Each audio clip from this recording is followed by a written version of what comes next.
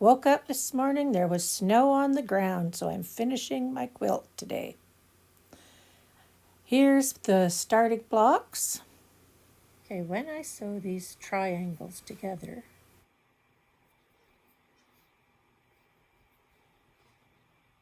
the important part is right at the corners where the wide base of one meets the point of the other one.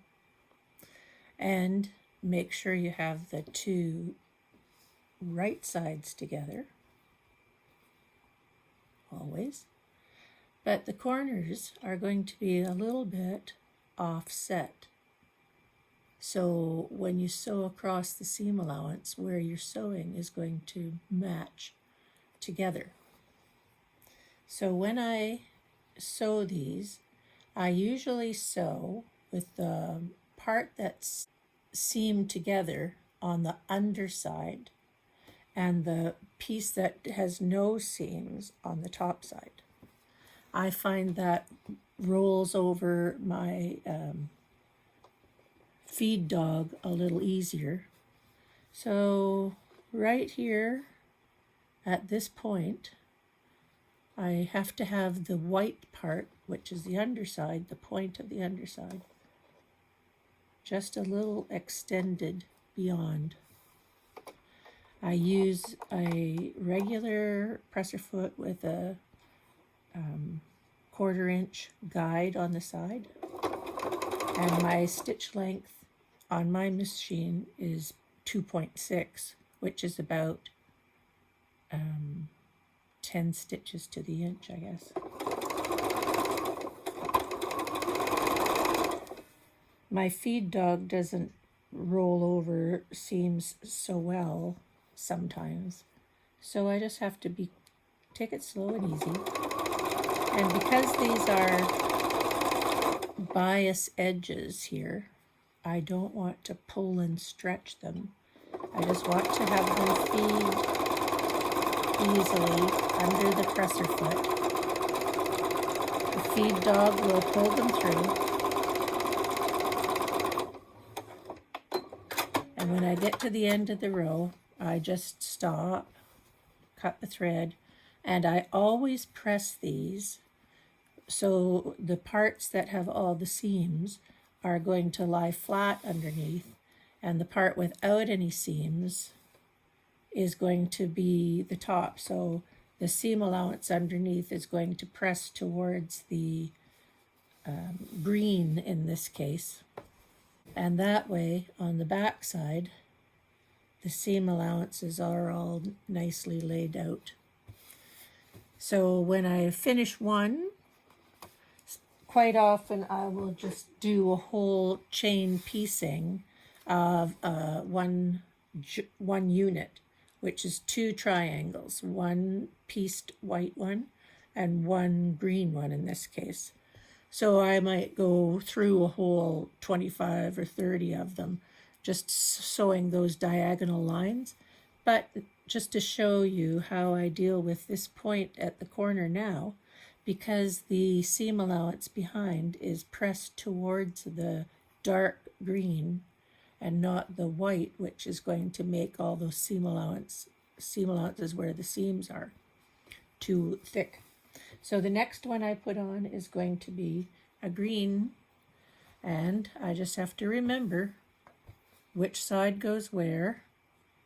The point bottoms are wide green.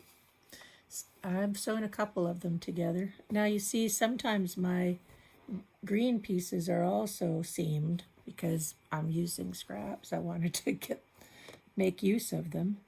I pulled a lot of greens out for this one. So in this case, I've got seams on the bottom and seams on the top, so I just have to be extra careful sewing this one. But it will work.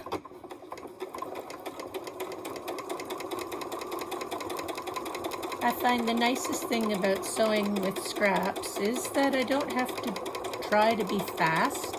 I don't have to finish this at a designated time so that it's going to, I have to finish it right away and I just take my time.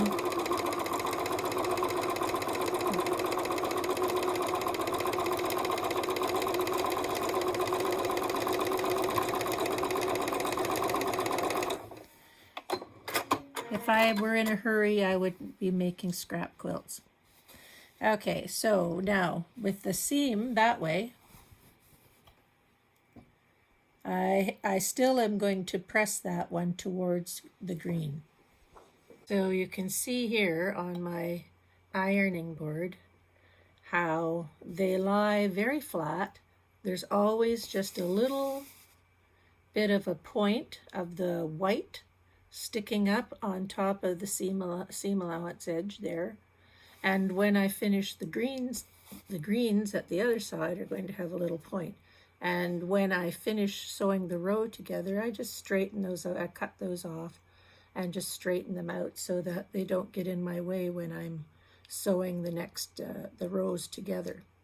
So all I do now is just sew the rows together, and then when I get all the rows together on the design wall, I will maybe move some of them around a bit so that the colors are nicely placed, darks and lights. But basically, it's just going to be a sewing day for me today. So here, 3 rows completed, 4 rows completed, and you see all my blocks hanging there to be sewn.